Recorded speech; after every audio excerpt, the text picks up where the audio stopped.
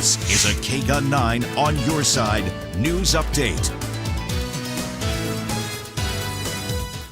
The Pentagon has said it will build temporary shelter for at least 7,500 migrants who were turned over to Immigrations and Customs Enforcement.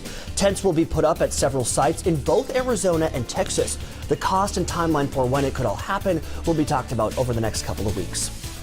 The Arizona Senate and House Appropriations Committee have approved the main state budget bill and are now moving on to 9 other pieces of legislation that fund state agencies, public schools, and universities. Yesterday was the first full day of hearings on the $11.8 billion spending plan.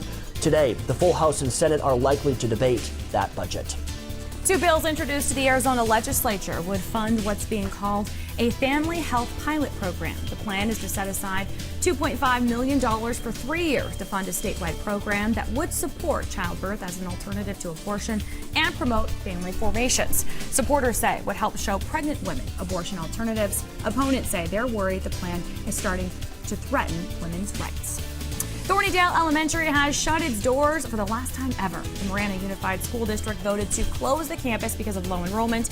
Most students will now attend Quail Run or Butterfield Elementaries. The marquee on the last day of school read, "Families and friends, thank you for supporting us for 45 years. We are sorry to leave."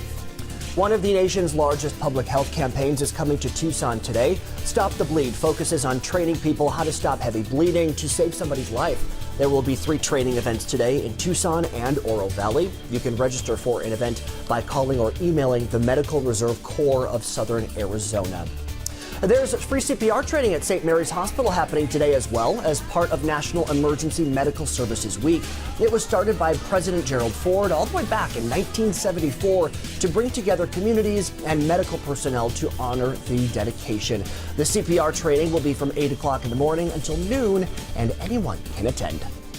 All right, April, it's been hard to even keep track of all these changes we've had in our forecast. Right? Up and down, up and down. Sometimes windy, sometimes not windy, but mostly down. We've really been below average for the majority of this entire month, and we're going to stay that way for at least another week. 57 is what we've warmed to. We'll see less wind for a few days, and yes, it will allow us to start warming back up, but nowhere close to that 94 to 95, which is technically our average. We just barely start to get back into the 80s and near 90 before the next round of wind arrives, and that'll take us right back down to the low 80s by Monday and Tuesday.